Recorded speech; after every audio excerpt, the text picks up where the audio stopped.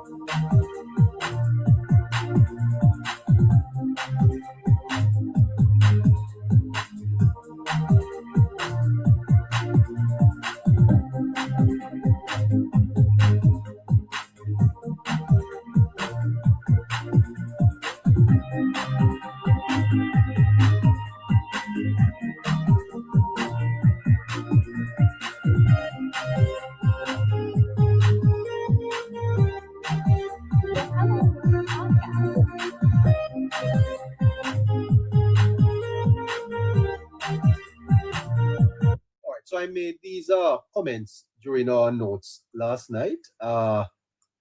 Listen a bit. Budget presentation. I heard not just policy, but philosophy and architecture. But it's a bit too low, so we're not going to be able to do that. So we're going to give the listeners a little bit of time, 2-3 minutes. Well, who do we have? Who do we have here now? Protecting JA. Oh, hello, sir. How you doing? Good evening, neighbor. Evening, Harry. Listeners. Yes. Good Good evening. evening, sir. How are you? I'm okay, neighbor. What are your reflections? We are nearing the end of the budget presentation. But by the way, would you like to comment on our online poll that shows that the Prime Minister has a commanding preference in terms of people seeing him based on the budget speech as the preferred leader for the country? 68% to 22. Last night, neighbor, Harry did a good job in grading the Prime Minister versus the opposition leader out of 10. Harry's numbers are being reflected in your poll.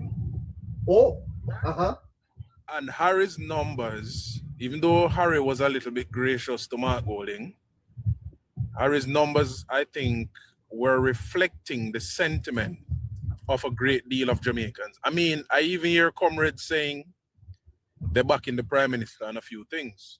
And that is significant. So your numbers, neighbor, as you said, the algorithm did justice to what you... To public sentiment.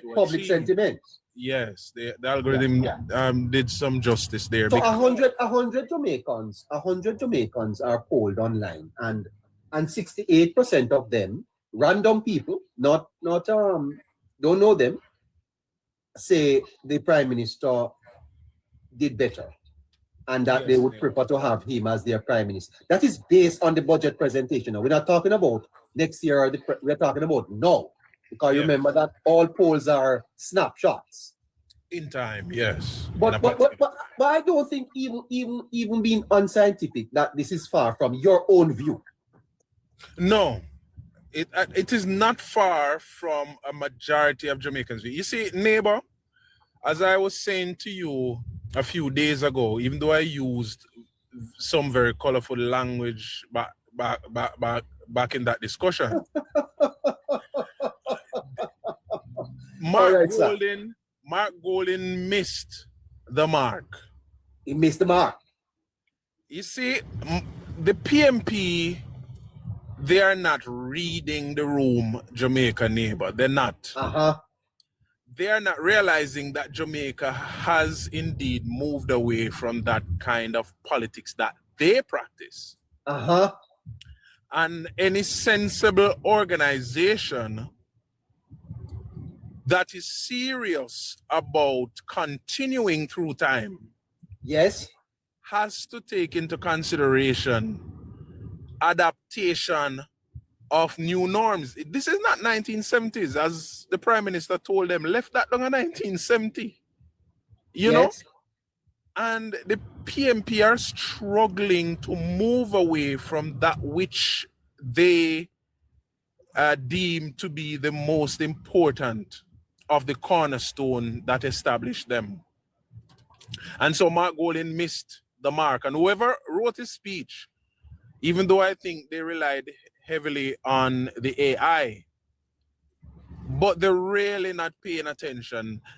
Mark Golding would have been a superhero today if he had come with a sort of conciliatory presentation. If he walked down the middle, leaving the bluster and the disrespect, you know, if he walked down the middle of the aisle in a conciliatory way, understanding that the election done and gone and Melissa devastated 5 parishes of Jamaica, and it is going to take all hands on deck and all hearts together to repair the nation. If he had come with, even with his suggestions that he had put forward, but if he had come meek and mild and humble to the people of Jamaica, he would be featuring very well today after Prime Minister Holness spoke yesterday. But no, he could not resist the nonsense that he came with on Tuesday. And neighbor, yesterday, I want to say this very clearly. Yesterday, what? You're breaking up. You're breaking up. No, you're gonna have to come again. No, you're breaking up there, so. Not...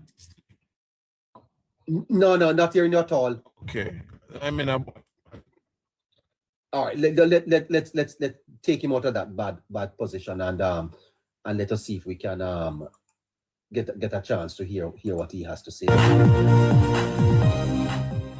Sheffreen, how are things on the other side? Sheffreen, how are things on behind the glass here? Are you hearing us okay?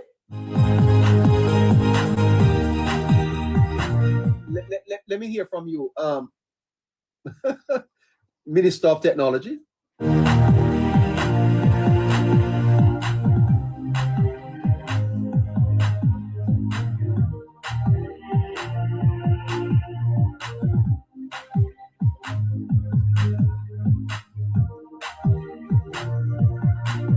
Fascinating snap online poll results. Not scientific, but 68-32 people suggesting that the Prime Minister's budget presentation was better. 72-28 saying that the Prime Minister gave a clearer development path for Jamaica, and 68-22 saying that the Prime Minister is preferred based on this presentation. They would want him to continue as Prime Minister. Are you there with me now, sir? No. All right, let's go over to Lavi as Protecting sort out his internet and come back with us. Good evening to you, Lavi. Good evening, neighbor. Good evening, neighborites and friends. Fantastic. Would you want to comment on these snap numbers, Lavi? 22% says that Golden should continue. Well, based on the budget speech, Prime Minister out front, it's 68%. I'm not surprised. I mean, I would expect that if people are actually thinking that that would be about what is right, given the state of the game at this stage, yes, I would expect this. Yeah, 100 people is not a lot of people across Jamaica, and of course, these 100 people are in what we call the battleground constituencies, where the elections are decided, which is why it becomes even more relevant to the politics ahead. That's true. Lavi, the Prime Minister has been able. This is his 11th budget presentation, and I listened to him yesterday, Lavi, and he seemed to be a man that is just ready for the job. Do you get that impression that he's not running out of ideas? Because you can be in a job for a long time and then you become, lazy, you become not interested. This seemed like a man that is just ready to serve. You don't get that impression that the vision, the ideas are just flowing out of him. I have said it before that the more crisis that this man is confronted by, is the greater he becomes. Yes. He seemed to relish the challenge, and I don't know if anybody else could say it differently based on his approach.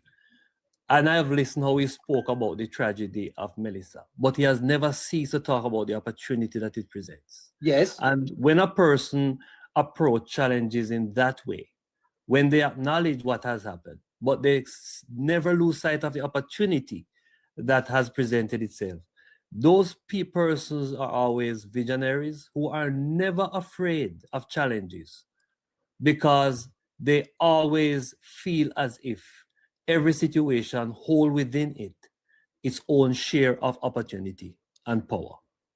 And I think that he's doing that right now. I think he relishes it, and I have said it before, that if those with political interests thought that this hurricane was going to break this government, this hurricane has actually given them a gift, because it has given them something to rally around.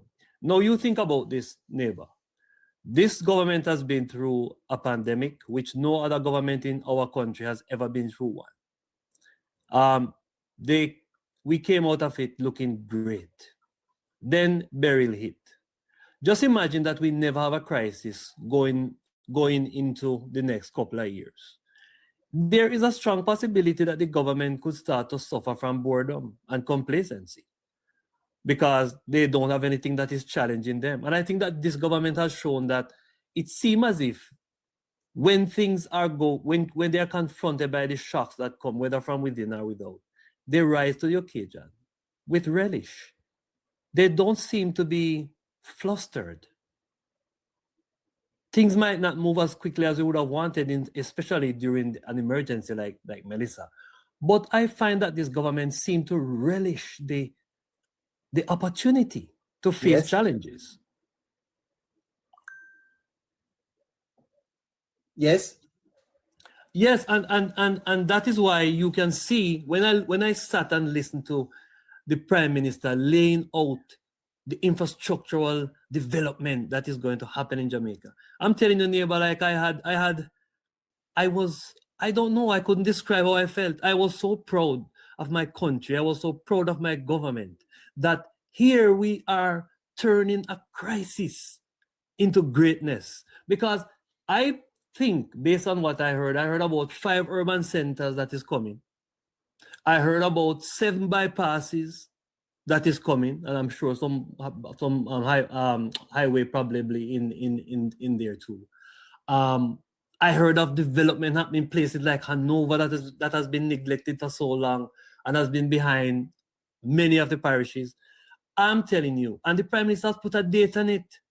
He said within 3 and 4 years it will be completed. This man would be bored if he didn't have challenges. He'll be bored. And Jamaica dodged a bullet on September 3rd when they elected this government. It's as if they smell the rat Uh-huh. Yeah, I'm telling you, neighbor. I said it before some months ago when we were talking about what the JLP need to do going forward, looking toward the fourth term, and I said they need to build a wall that is walling out the PNP, a wall that is made of performance and results, and that will in effect turn the PNP into dinosaurs. They will no longer be relevant, and all people remember is the debacle of the 1990s going into 2007. And this government is doing exactly what I thought we need to do.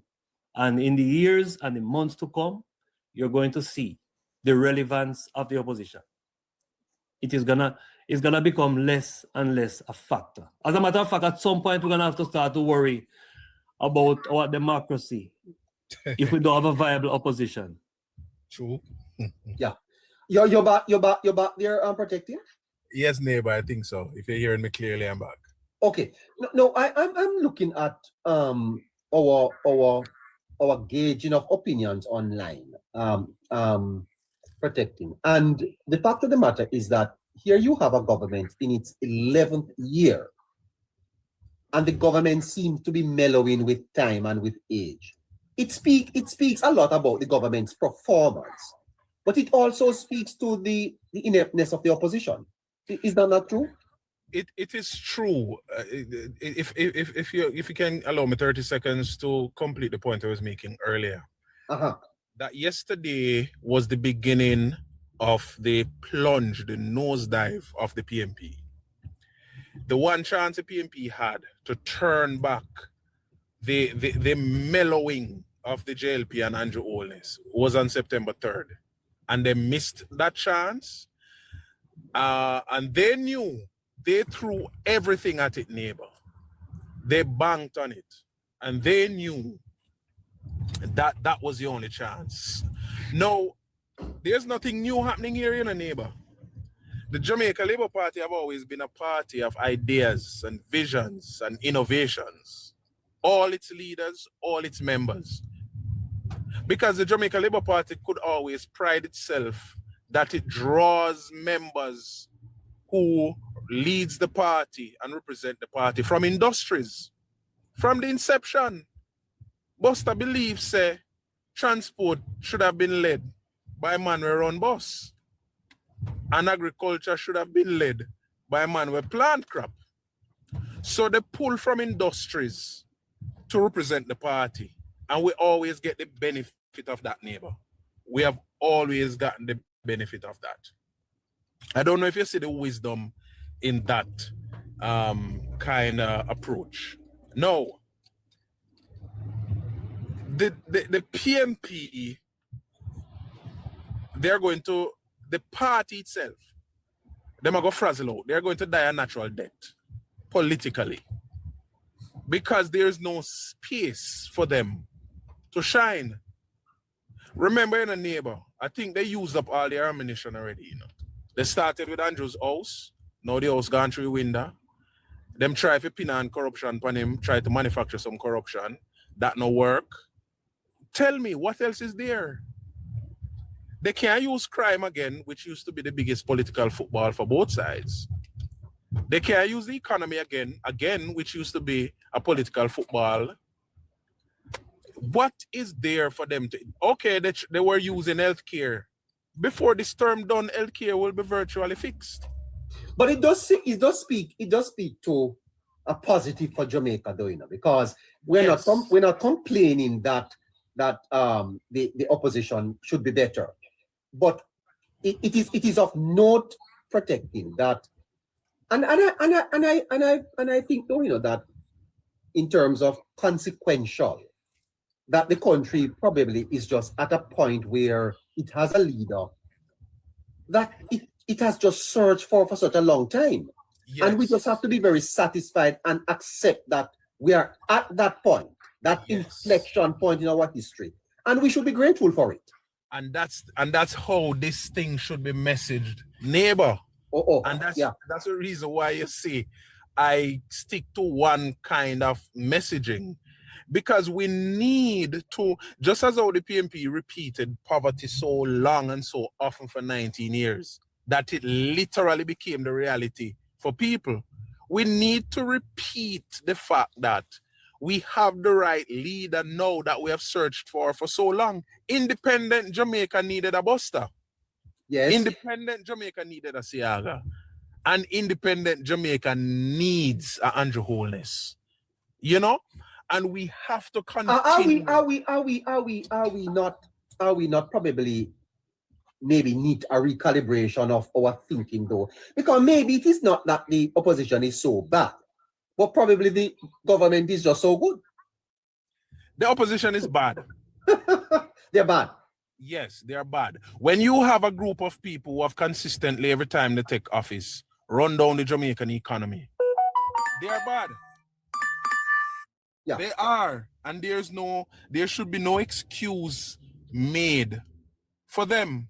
When you have a party that form government that consistently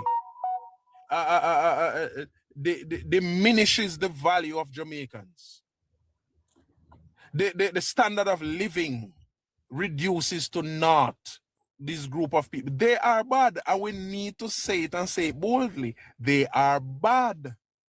Them bad, them worse, them worsera, as some people that say it. They are not good for Jamaica. And we need to be clear when we communicate this. Jamaica is, neighbor, look at the next 5 years, neighbor. Look at 2030. 2030, we are Spanish Town finish, UWI maybe 3/4, maybe Falmouth the halfway. The highway continue from William Seal down through St. Elizabeth past Santa Cruz. And then at some point, them are going to join up with that bypass and the Long Hill bypass. We're coming from Montego Bay. We're going to spring off of the Montego Bay bypass. The STEM schools, you know, are where they should be. The 100 water projects will come to completion. The 51 bridges. Just imagine, show me now, neighbor, which space is in that kind of picture for the PMP? That's a picture I just painted, you know. Show me the space in there, so if you put one PMP. A matter of fact, show me the space in there, so if you put 65, 66-year-old Mark Golding. Show me the space.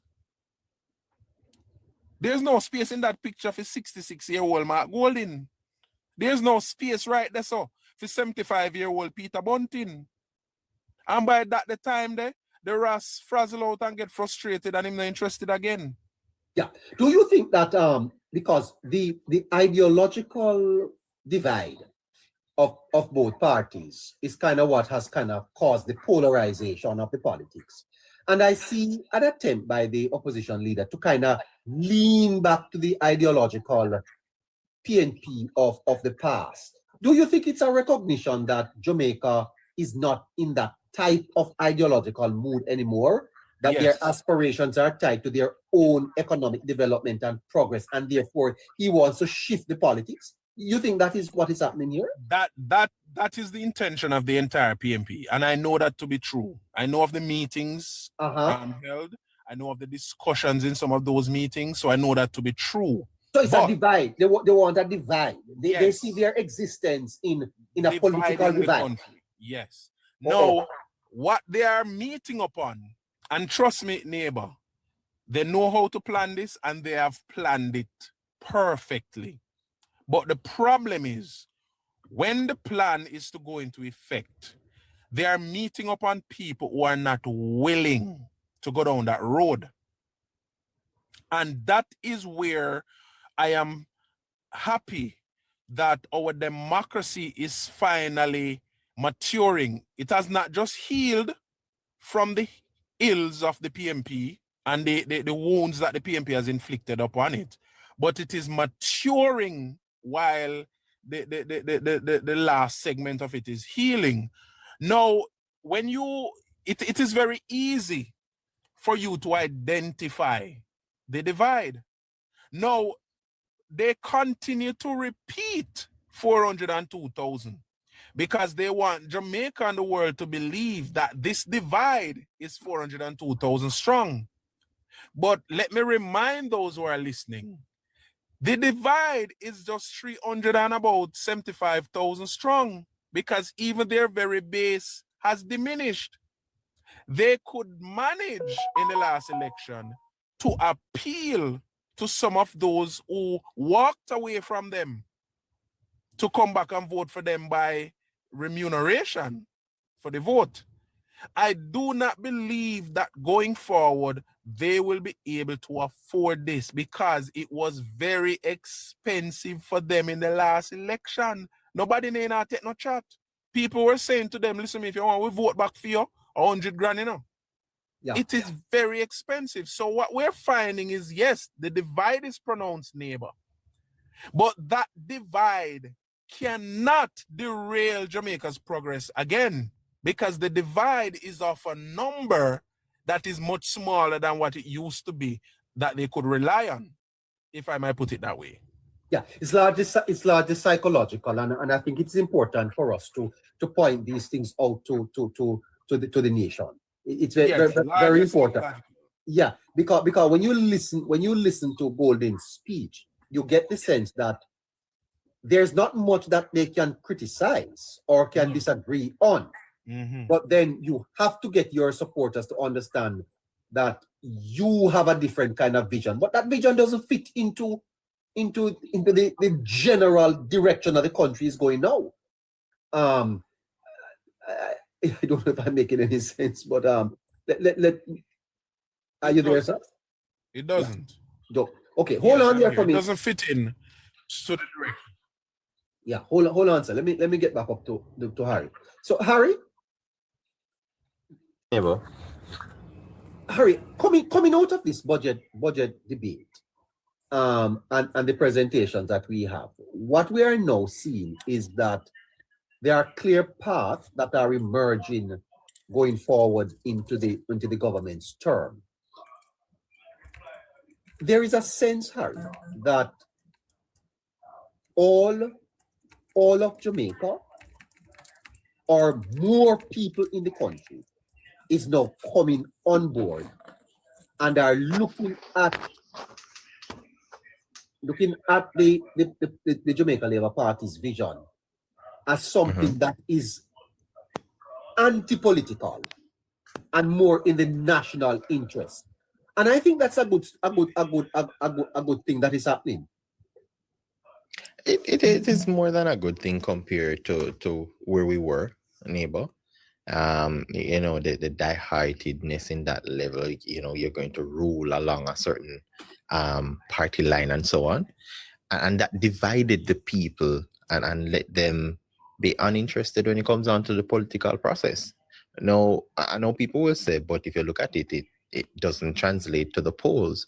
And I would put it to them, neighbor, and say, let's test it for the next election to see, because what we're seeing is now, as it becomes more national, people are realizing that, hey, you're now taking us, for example, the undecided, a lot more seriously. You are putting things in place to not just entice us, but to move the country forward on a level that it has never been done before.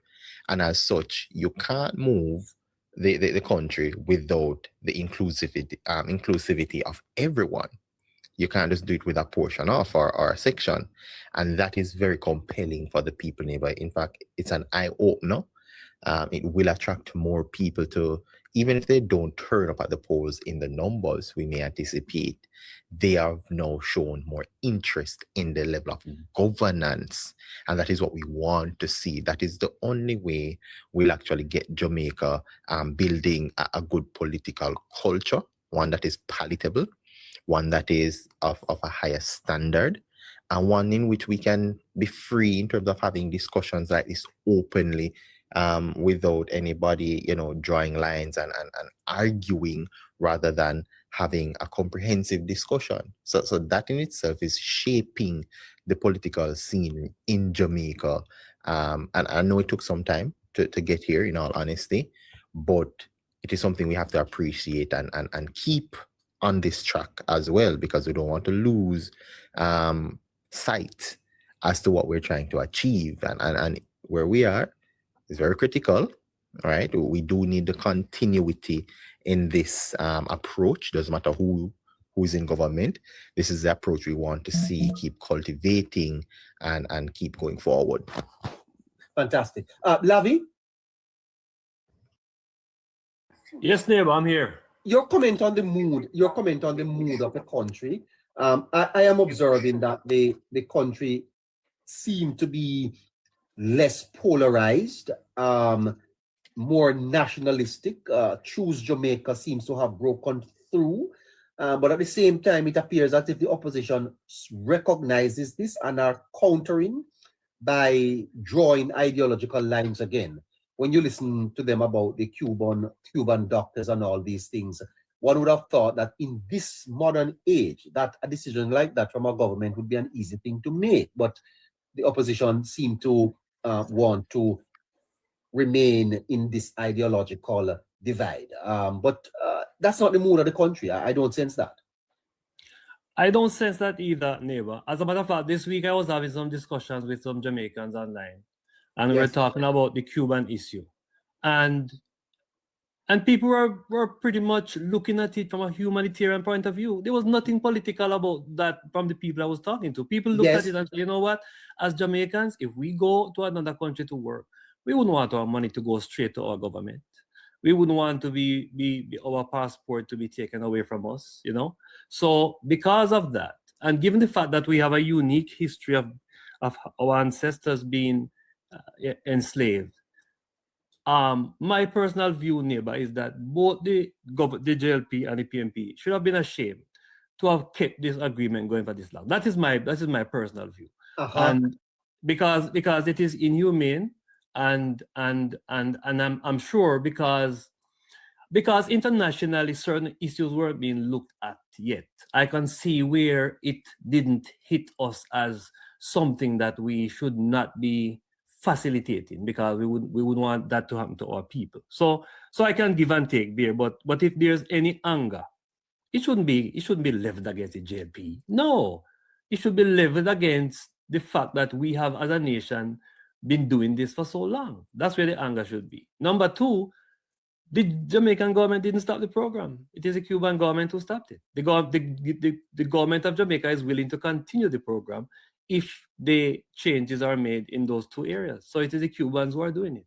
But back to the central sentiment of what you're saying, the sense that I am getting is that a lot of Jamaicans are hopping off the diehard Yes.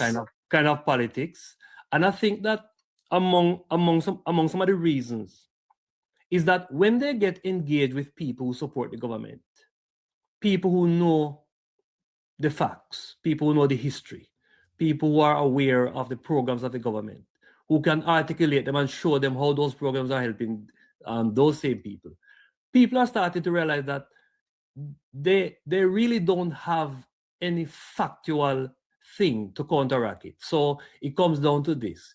You're either gonna die on the hill that you've chosen as a cult to a particular party, or you're gonna be smart enough to look at yourself and ask yourself the question, if you're gonna live in this country and this is the government, then you have to look at exactly what they're doing and how it is impacting you in a very honest way. And I find that the level of tribalism is diminishing. It is still there, it is still strong. It is mostly among the idiots and ignorance. But people with, yes. yeah. And you need to give credit to the Prime Minister too for that cultural shift. Because even when you listen to him speaking yesterday, it wasn't a partisan speech, sir. This was a speech to the people of Jamaica. It doesn't matter which parish you are, who was the member of parliament. This was a man that was speaking to his country.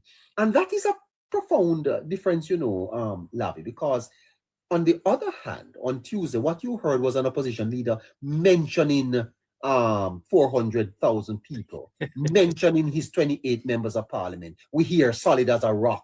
No, man, you are the leader of the opposition. You are leader of opposition for the entire country. And I think the room is not being read very well by this man. Well, he's not reading the room.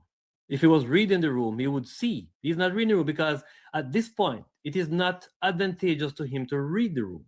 His immediate problem, his immediate challenge, his immediate goal is to secure his leadership. And that is why he keeps waving the flag of these 402,000 voters as if, because to him, he can use it against his opponents within his party to say, look what I did. I doubled the number of seats that we have in the parliament. There are 402,000 people who voted for me. And every opportunity he gets, he's waving it. So once you see that that continues to be the recurring theme, it tells you that his budget presentation was not to Jamaica. He did not walk into the parliament as an opposition leader who was aware that he was going to be speaking to a country in crisis. He did not walk into the parliament with a vision to rebuild Jamaica. Yes, he used a catchy phrase, and any high school student could pick that phrase and use it. But there was no substance there. And I understand that he's not the government, so probably he doesn't have certain knowledge about certain things. But at least you should come and present a vision as to how you rebuild. The issues should really be who has the one who has a vision to rebuild Jamaica. And I didn't hear anything visionary about his presentation. I heard his obsession with the Prime Minister. And whenever he had to address the Prime Minister, he could not even bring himself to a calm and sober attitude. It was always trying to diminish and to show disrespect to the office of the Prime Minister. Now I know he doesn't like the Prime Minister personally. I know that he feels insecure about himself. But come on, man. Come on. If you even can pretend for the time that you're there, that you're a statesman and you're a Prime Minister in waiting, and the amount of unforced error that he actually walked into, the matter of salary should not have come up. Yes, Dion Jackson Miller pointed that out. Yes, why is he falling on the sword like that? No, you can't win that argument because you have accepted it for yourself and your members. Yeah, exactly. And I think the PNP members of parliament over there must be saying, why is our leader continuing to flog this thing when the party bleeds every time he raises it?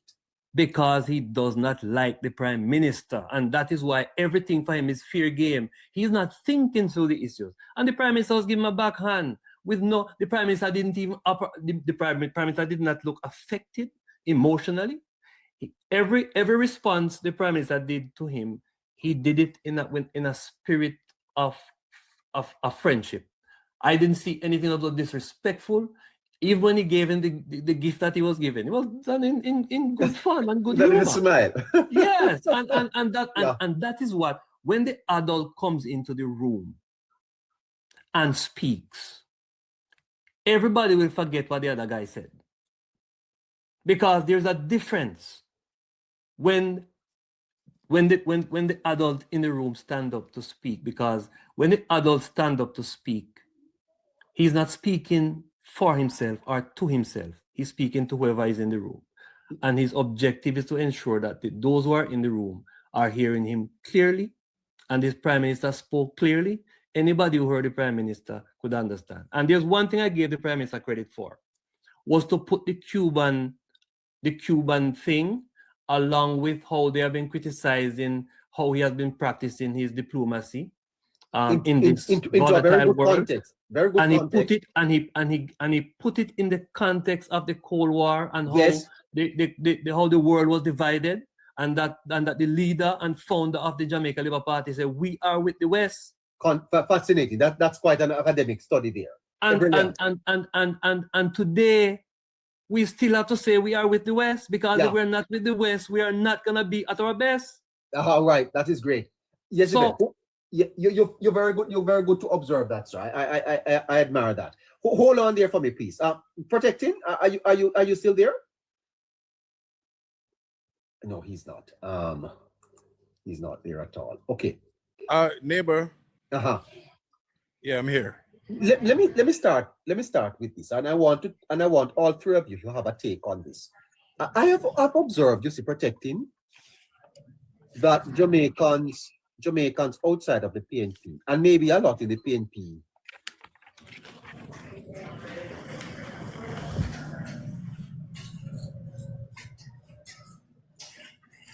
Yes, neighbor, go ahead. yes, tend to dislike Mr. Golding. There seems to be a personal disconnection between him and the Jamaican people. Do you pick that up? Maybe the word is disconnect. That there is a disconnect between himself and I think he's hated, neighbor. I think he's hated, and I think he brought it down on himself. I think he goes too far outside the line sometimes, trying to disrespect the prime minister. And I think by now the people are seeing what he's doing, and Jamaicans don't like to be disrespected, and Jamaicans don't like when you disrespect their people. when you disrespect them people unnecessarily, especially. So they realize by now, because Mr. Golding tries too hard. Him try too hard. It's like him just go out time way all the time. Because the prime minister don't trouble him. Nobody can say they see the prime minister trouble Mr. Golding.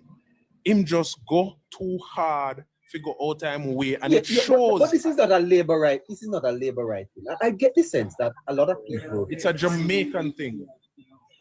Yeah, Plus, there are so many things about him that is out of character. Especially leaders and leadership carries a certain kind of dignity to it. He doesn't display that kind of form at all. He doesn't. Mr. Golding carry himself like a man downtown, sit down at Justice Square, wait for Father Olang to come serve lunch on the roadside. Him a walk around and a dig out him pants bottom and him a dig out him mouth. These are he pulls this kind of energy from the people to himself. He's the one who have put himself in this position, and I don't think he has the know-how to get himself out of it. And he's just going to continue and continue until people just start seeing him and just spit on him a road. Because this is where it's heading. Yes, it's disgusting. There's nothing, even when he has the opportunity. All right, look at it, neighbor. Because of the different issues that were public leading up to the last election, the PMP probably would have won if they were not so lie and disrespectful. Them could have mounted a good case in a neighbor because there were many things that they could have attacked. But they chose to get personal, dirty, nasty, and tell lies. Jamaican people can read, you know. We might not be obey man and obey women, but we can read into things. And we did not like it. And it's the same behavior. And I think that as time goes by, the PMP realizes now, you know, as time progresses, they're realizing that he's just an albatross around the neck of the PMP. They're realizing that he's dead weight for the PMP.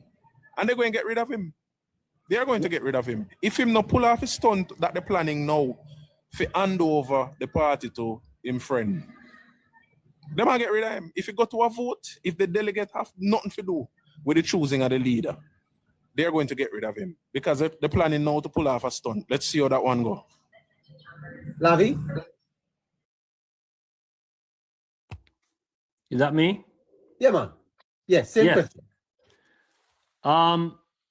Yes, I get the feeling too that there's a level of dislike for Mr. Golding. And it's not it's a result. Listen, there's Jamaicans love certain things in their leaders. They don't want you to pretend. They like you to be authentic. If you have an English accent and that's what you're good at, they want you to speak it. Jamaicans will not discriminate against you if you speak proper English to them. They're not gonna. So, but don't try to speak like them or like us at the expense of not being authentic. And I find that that's one of the things about Mr. Golding is that he even though he's a Jamaican and he has been in the country for all his life, he has never adapted to the life of the common folks, and now he's trying to force him way there. So even when he speaks on behalf of the poor, which I don't think he is able to connect with as effectively as the Prime Minister, even when he does it, it sounds as if it is not it is not the soul of him. He's just saying it because this is convenient and necessary for him as a political leader. But he's not speaking as one who has felt the pain. He's not speaking as one who has suffered the consequences of poverty and the struggles that the ordinary Jamaican go through. And he doesn't come across as somebody who is sure of himself. He seems to always be trying to validate and define himself by his votes that he got or his position as leader of the party. And when you have to be doing those things to yourself, it is a big scream out to people who are insightful that something is wrong with this person. The other thing is, in the art of war, it says one of the things you must do is respect your enemy. And he does not respect the prime minister, and this is why he keep walking into all these. He keep making these forced errors. Nobody is inviting him to make these forced errors. He's walking into them because of his dislike for the prime minister. And what you need to do is actually try to learn about the prime minister. Try understand where the prime minister is coming from. Because if you are going to try to come up against the prime minister that has created more jobs in the history of this country under his leadership, the prime minister was brought down crime. How can you legitimately be spewing poison at a man like that and think that ordinary Jamaicans who have common sense are not sitting and saying that is this man for real? I don't think Mr. Golden and Alice Stepanaris are making the most money they can make under this government because of the way he has run this country. And they look at it as if somehow it doesn't mean anything. So when the Prime Minister stood up in Parliament yesterday and showed how they are hypocritical, not they, because it's really Mr. Golden, because the rest of the PNP MPs, they are quite fine getting their money. Yes. Because, neighbor, listen, let us be honest. Yes. Our Jamaican politicians over the years have been underpaid. I am a big believer in that politicians must be paid well, doctors must be paid well, nurses. As a matter of fact, a lot of people may not say this, but a lot of the nefarious actions in the past could have been as a result of that, sir. And it could have been. That is it. You pay them well and take away the incentive for corruption, and you put laws in place that we have strengthened institutions like the procurement guidelines and all of those things, the contractor general and the IC and all of that. But definitely in the past, sir, I mean, people struggled. Yes, and we see how politicians when they retired, neighbor, when you see them, you feel sorry for some of them. Well, there were reports that some couldn't pay their medical bills, sir. Sick and can't go doctor. Exactly. And listen, here is the truth, and people don't talk about these things. A lot of these politicians, because of how things were tough on their constituents, they had to give them out of their salary. They have to help people out of their salary. And it wasn't much. So I'm not gonna join any people who talk about politicians shouldn't be paid this and paid that. How you mean? Not only that, Lavi, but if you are going to attract skilled people to help to build the country, to build the government, you have to look at the salary. I mean, somebody like a Dana Morris Dixon, from the private sector, Audrey Marks, these are not chickens people, sir. These are people who can earn lots of money. And Nigel Clark into government. Look where he is today. Exactly. We have to get with it. We have to get with it, sir. Of course. And when you have a government that is performing the way that this government is performing, then the whole aspect of salary should not be an issue. Listen, it was a mistake the Prime Minister made when he didn't take it. He should have taken it from that time. But I understand what he said, and what he said was correct. He did say, left it open, that a new mandate might allow him to reconsider, and that is what he's doing. He's not playing a three-card trick. It was always out there. He just that the PNP are not the PNP. Mr. Golden and his Tapanaris, they refuse to acknowledge the fact that the Prime Minister did say that. He did create an off-ramp. He did create an off-ramp. And then when you go to the Parliament and you make it appear as if somehow it is unethical. Yes, for the Prime Minister to do that. When you have accepted it, your members love it, and you make it appear as if the Prime Minister is doing something wrong.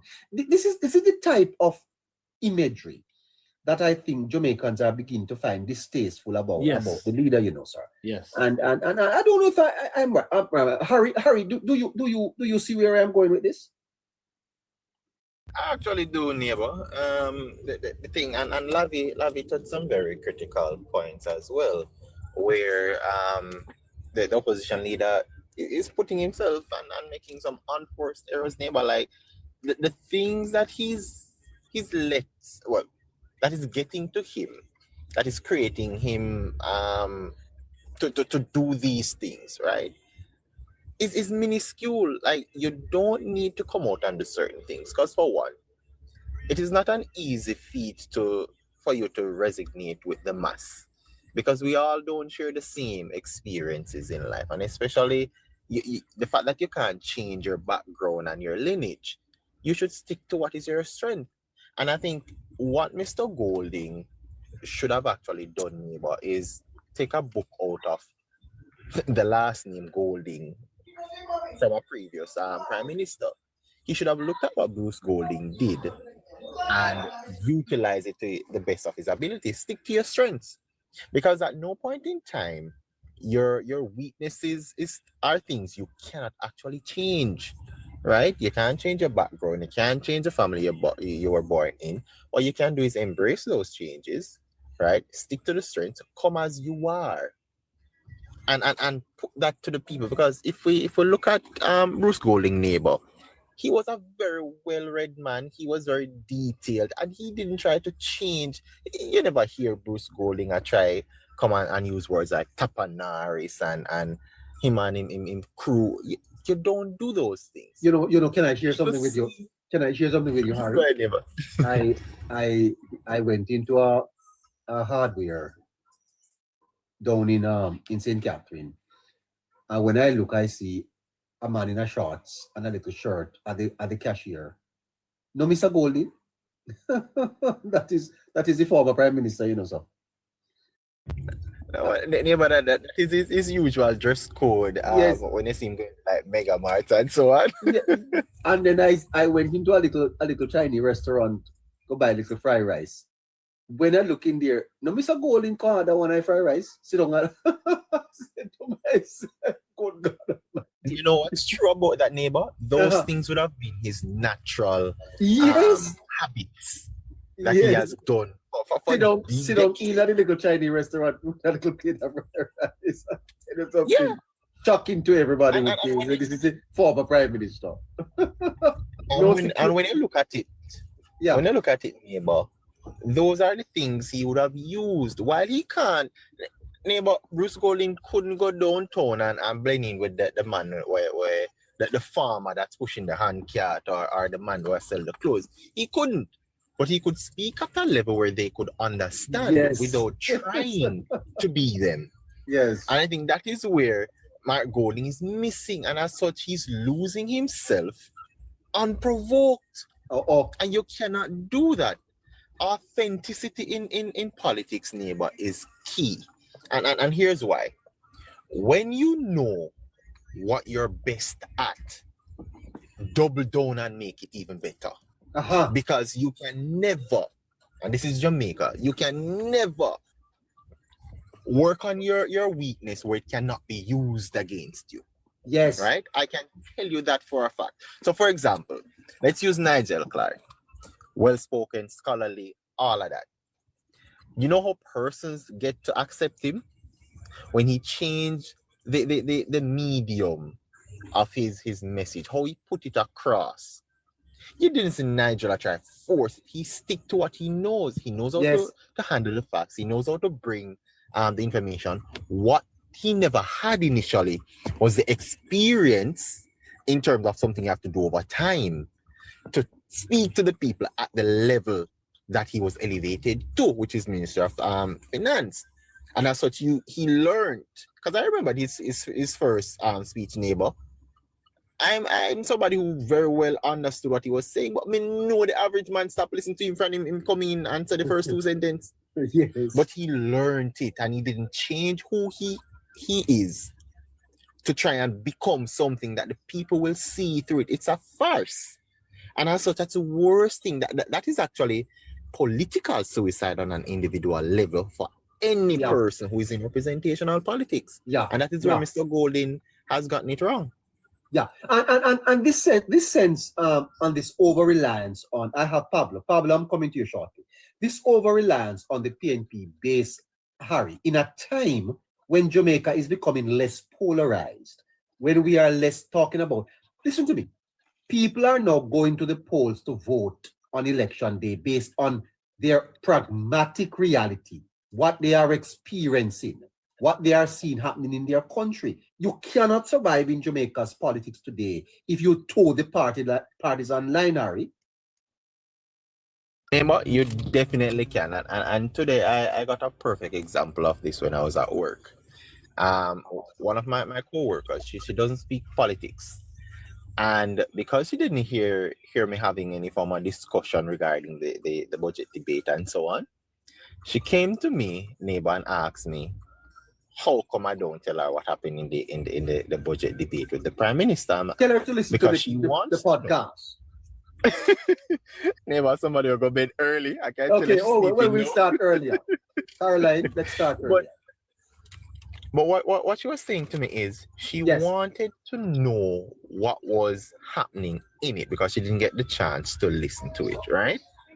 And remember, this is somebody who's not in the political thing. And as such, what she did was said, okay, these are the things. And I gave her the major pointers and so on. And she said she's going to go home and listen to see if the opposition had anything close because she wants to know how to plan her life for the next 5 years. Yes. And she wanted to know how the government would fall into that, how it would enhance it. And this is somebody, neighbor, I've known her for 5 years. And she has never had any interest in the debate at this level. She just wanted to know, are we getting anything this year? She wants to know if she's getting any fruits from the tree. That was always her thing.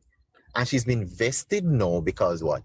She realized that a lot of the things that are coming to the forefront is in alignment with the advancement as to what she would like to see in her own life. And these are the people you have to engage. No, politics are no longer among the diehards. Yes, you'll always have your diehards, no Yes. doubt about it, because you still have to appease them, right? Because you don't want them to become over the undecided area. But the larger pool is that you go after that pool and see what they want. Put your ears on the ground. Understand why they are where they are in terms of a political process. And Yes. then you can slowly entice them. And that is where we are in the political process. The diehards will be there. All parties will always appease their cohorts. That is a given. But you have to engage, because what's happening, and this is the reality, the undecided group has become larger. It has People are absolutely People are now correct. thinking more. People are looking for more things. People are demanding a better standard. And the higher your level of emotional intelligence is and your education level is, then you start to go over the undecided because you're thinking at a higher level. Now, handout business now can get you to pretty much cross the floor and go on and give your vote over. 60%. Going back to 60% you have of to go ahead. exactly. You 60% you of have the to actually- electorate are undecided. 60%, about 60%. right.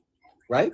And, So and that speaks volumes. It does. And so if you keep towing this partisan line, then your political prospects are very, very weak. And I think Golding is making that mistake. I really think so.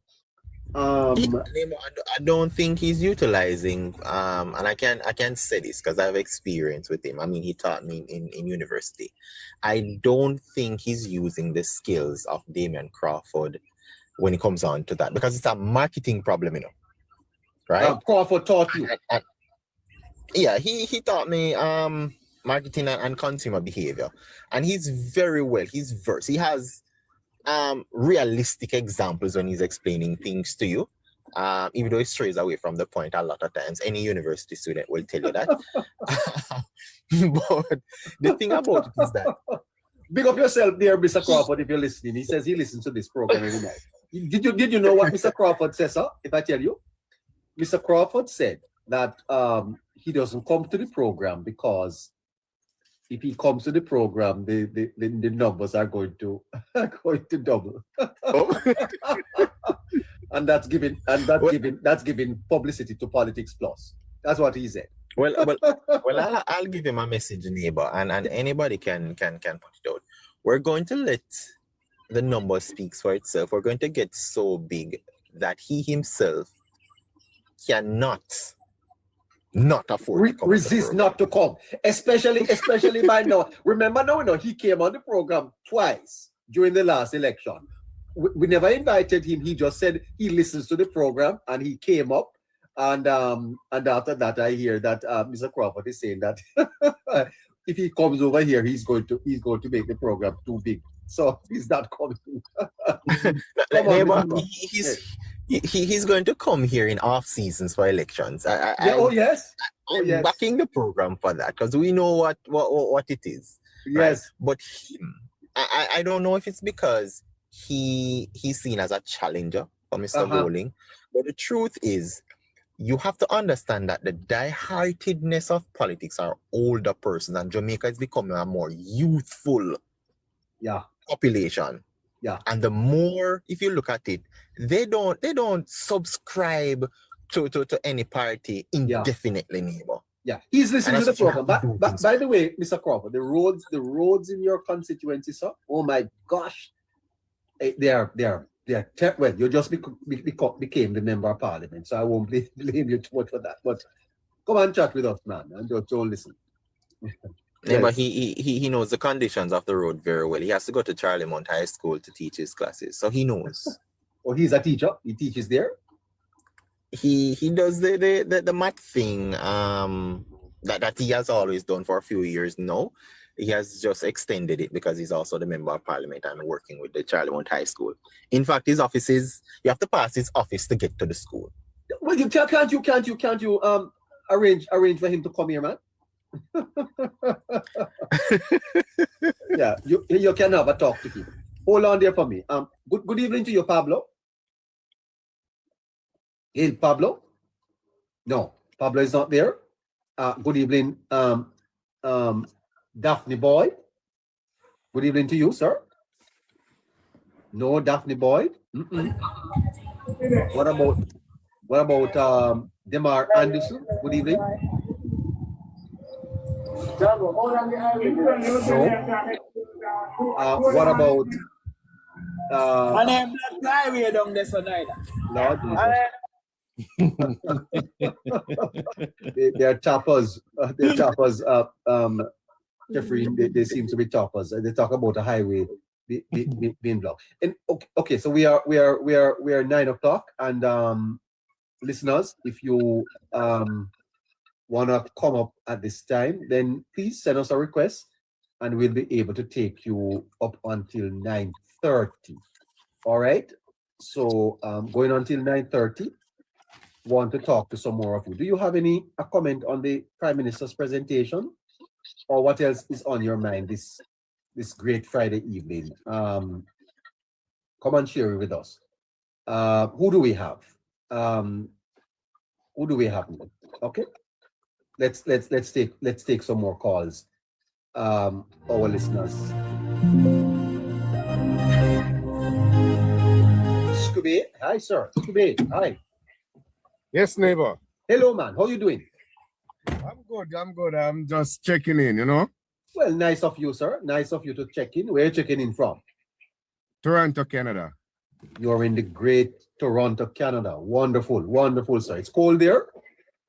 It's in between, you know. It's not so bad. Okay, that's nice. So, what's on your mind, sir? You've listened to the budget presentations. Any thoughts? Honestly, neighbor, I didn't get to it. Well, I'm sure you'll do that over the weekend. Yeah, most definitely. But you have heard some comments online. I'm sure you have. Yes, I do. Busy days. So tomorrow will be more, you know, of a relaxing day, tomorrow and Sunday. So looking forward to go back to it and analyze everything that's been taking place, you know. Yes. But what I want to say to the listeners, neighbor, because a lot of listeners out there, because of the caliber of the program and the discussions and stuff like that, people are a little bit hesitant to participate because they think that, they're not up to the caliber of the program. But Hold on. No. What do you mean? Say they don't want what? Participate in the discussion. Because what? When you listen to Harry and a Scratchy and your guests and stuff like that, and the caliber of the program, people are a little bit, when it comes to the confidence, they don't confident themselves to participate and, stuff like that, give their opinion on certain things. But this is a program that. Well, let me tell you this. Let me tell you this, sir. When you go into a classroom, right, a lot of times you are ignorant to what is going to be said. You don't know what to. That's why you go there. So true. I want to encourage my listeners. Don't take that approach. Come up Right. on the program and say what you have to say. Because you two need to build your confidence. I mean, I never started from where I was, sir. Did you know this, sir? That I used to go on a program called Politics and Sports before I started this program. And I was nervous. Oh, really?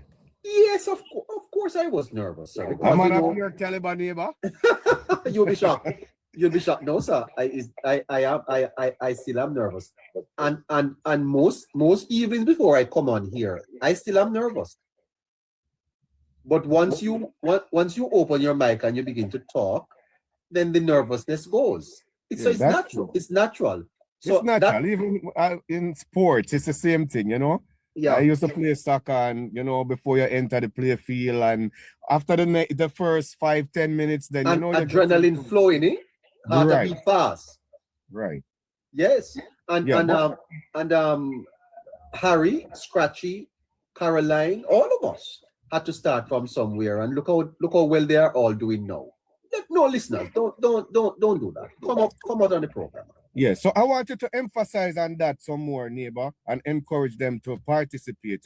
We don't look down on anyone or judge anyone, based on educational background or stuff, intelligence or anything like that. So just participate. Say what you have to say. We don't discriminate. We don't look down on anyone. Not at all. I'm happy you said that. Of course, absolutely. Yes, that's great. So that's my input for tonight, neighbor. Okay. I'll keep listening. Yes, Have a of good course. night. Thank you so much. You're welcome. Oh boy. I didn't know that the listeners are shy. Listeners, are you shy? Come on, please. Don't be shy. Come on. The lines are open for you. Come along up and say something.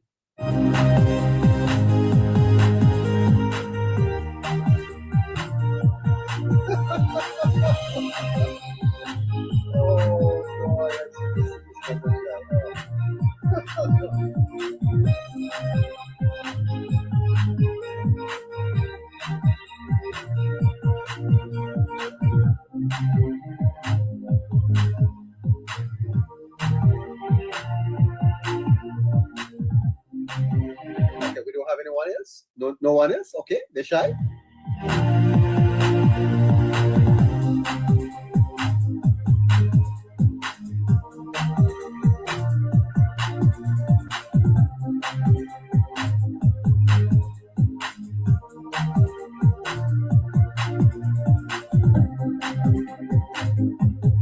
Very shy, neighbor. How are you? Hey, with Mr. Waterman, but you can't shy because you run your own program. Not shy on my own program, but I'm shy on yours. Why you shy up here? What happened? Oh, man. Well. What can I say, man? When I look at the budget debate speech that Yes. the Prime Minister gave last night, I am so I get goosebumps, to be honest, thinking about the things that the Prime Minister talk about, and I'm thinking how I'm going to react when I get back to Jamaica and how I'm going to feel about my country, knowing that this really happened. This development is of reality. So I just want to say that we need to keep praying for the Prime Minister because he's doing such a good job. Yes.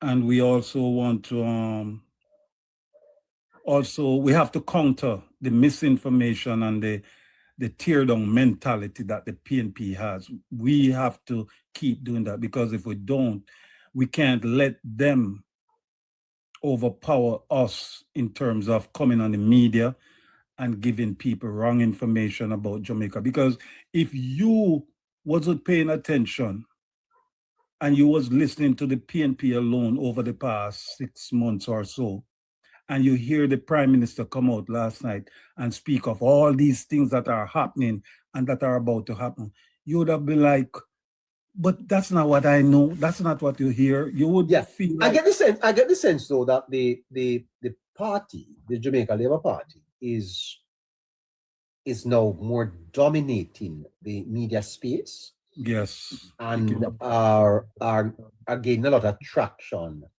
You don't get that sense? Yes, it's picking up. It's picking up. When I just came on first, it wasn't like that, but it was mostly PNP. Yes. But now it picked up, and which I'm very happy, because we have to. Not only that, but I noticed also that the shows online that tend to support the Jamaica Labour Party, like yours, have better audiences than the comrade spaces.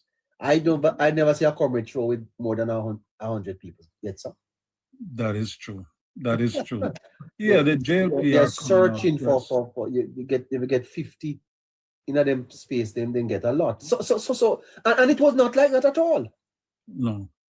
Well, I guess what happened is that people come to their senses now and realize that what the PNP was putting out there was a lot of propaganda, and the truth is coming out. So people know, if you believe in the truth, then you're going to have to swing to the lies that are telling the truth. So maybe that's the reason. You know, sir, they say that lie have an expiry date. Yeah. Yeah, lies, they say, have an expiry date. And I think if you continue to put out false information over and over and over again, all you need to do, on the other hand, sir, is to lift up the truth beside it. And after a time, people realize a lie you are telling them. And then you lose credibility. Exactly. And that's what's happening to the opposition leader. He's losing credibility on a daily basis. On a daily basis. And what I see him do on Tuesday, especially calling out the Prime Minister about his pay, was disgusting. I was like, are you serious? This is really what you come to talk about on a budget debate? It was really disgusting to listen to him. Yeah. And comment on the question I asked my panel earlier, that that there seemed to be a growing dislike for the leader of the opposition in Jamaica. And I'm very, very frank with you. This is what I've picked up, that people don't want to talk about him. People feel that, he's not good for Jamaica, separate and apart from his own base, where there are problems too. But I get the sense that this is not a man that Jamaica likes. Because like they said, he cannot be trusted. I heard, who was it that said that when I listened to that speech before the election in Montego Bay? What's the name of this member of parliament that had worked with Mark Golding in the past? And she says he cannot be trusted. And I read into what she was saying, and then when I looked at how Mark Golding behaved and how he actually speak to the Prime Minister, when he's speaking to the Prime Minister, that turns me off totally from him. totally. No, there's no respect for Mark Golding for me. Why? My goodness. You're talking about Mrs. Malahoo Fort. Mrs. Malahoo Fort. Yeah, cannot be trusted, man. He just cannot be trusted. And look how he's talking about the prime ministers. But to be honest, I seriously believe that he wanted to be known as the party, as a politician in Jamaica getting the highest paid. And that is why he was upset that the prime minister decided to take his salary. Yeah. And so now that we have had the budgets debate, the finance minister will close the debate on Tuesday. And then we are off and running fit. Clear path forward for Jamaica. And I believe that the country is going to settle down and work with this plan and see what happens over the next couple of years. Eh? That's the intention. And that's what I hope that these things are going. The one thing I want the PNP to realize that these are not promises that the prime minister made. These are things that are already in the pipeline. Some of them already, the money is allotted to these projects. So these things are going to happen. So we just have to just continue to promote what is going to happen and let the people know that these things are going to happen. Right. Fantastic. Thank you so much, sir. Not a problem, neighbor. Where is Scratchy? Scratchy, come and give us your 2 cents. Yes, I think Scratchy is a little busy at the moment. Do we have another caller? Hello, caller? Hello? Yes, caller? Hello? Hello?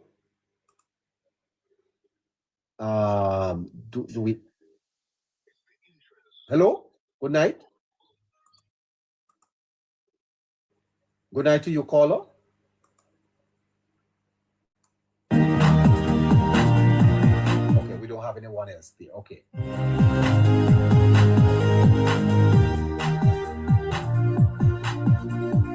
Hey, Don, good night.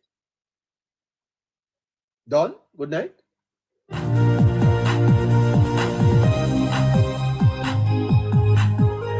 right, let's head to the runway then. So Harry, a good week for the party. Prime Minister closed well. Yesterday, the finance minister will close the debate next week, Tuesday. Clearly, she again will come and rebut some of the points that were made, and the budget will go forward. And so all in all, Harry, another good budget presentation for the government, and a clear distinction made between the Jamaica Labour Party and the People's National Party going forward, Harry. I think we can be very proud that after a devastating hurricane Category 5, that Jamaica remains resilient and, as the Prime Minister says, resurgent. Amazing, eh? Definitely is, neighbor. That in itself is a reassurance. I mean, I know playing on some R's there, but it is one to know that we're still in good hands, regardless of what would have we've gone through. And in fact, neighbor, it is also another test for this administration. I know they boast on the fact that they are good at risk management and fiscal management. But again, it is being put to the test in a different way. So I think by the time they've completed this recovery, which is anticipated around 2027, 2028, people will get to see how they would have fared among different lines, among different events that aren't just not man-made, but things that are natural when you are running a country. And as such, I think that will also bring up their political stock, neighbor. They'll have a lot of credit in the bank, probably going into the latter end, which would be close to the likes of, election coming around that corner. But I think for now, the people understands what is happening, because the thing about it is that with us facing that disaster right after an election, sentiments would have swayed.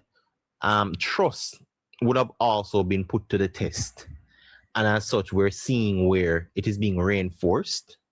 Doubts have been removed, especially after that budget debate, neighbor. I think people would have gotten even a clearer point as to where the administration is seeking to take them. In fact, I would probably say compare it to the running in terms of election as to what the Jamaica Labour Party wanted to do compared to the Prime Minister's speech. No, I'd say people have a better understanding and appreciation for it at a higher level. And notwithstanding the fact that they've now given themselves a lot of room between themselves and the opposition, because make no mistake, neighbor, people are comparing and contrasting, and it's definitely not looking good for the opposition. I know the opposition was trying to ride a wave of how they would have gone through the election.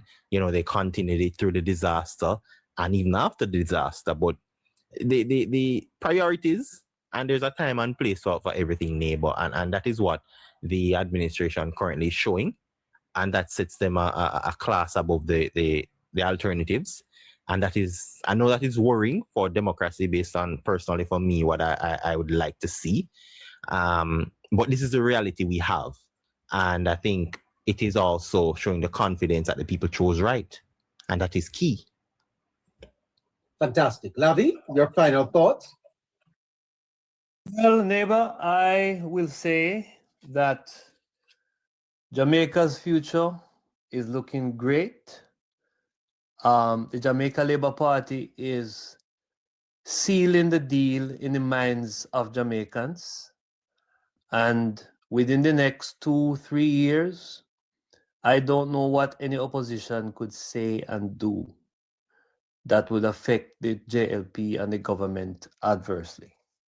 Because the only angle, the only space of attack that was ever there, and it is always a possibility of using it to great effect. But I don't think you can use it in this time. This is not a good time to use the corruption. The corruption stamp does not work. Class and the Prime Minister is corrupt. Using his salary as an issue, those things do not work. They only work in situations where the people are sucking salt through the wooden spoon and the government is not performing. The people are not sucking salt through a wooden spoon and the government is performing. So the prospect for the government itself is great.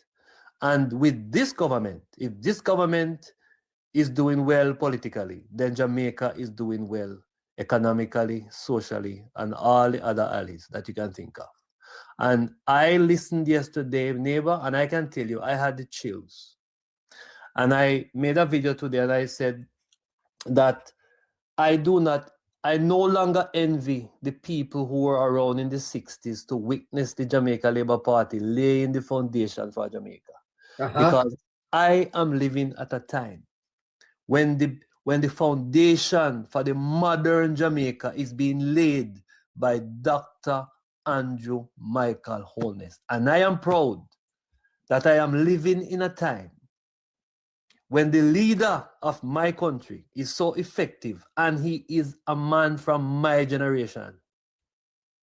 I see it differently when I know that the man in the house there taking care of the affairs is from my generation. I feel proud. And Jamaica is experiencing a leader that only comes around once in a few decades.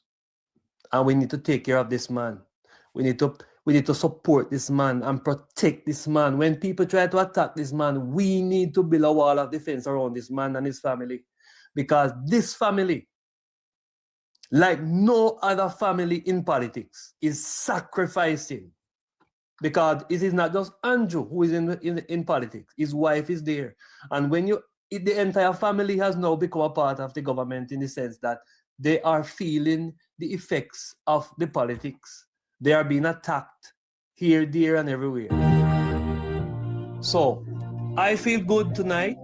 I am proud of the budget presentation by the Prime Minister, and I am looking forward to the presentations by people like Mr. Vaz, and The sectoral yes, debate. the sectoral debate. I'm looking forward to those in a great deal.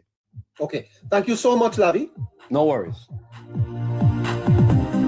I want to say good night to my friends on YouTube. The stream there now is going to be ending at 9:30.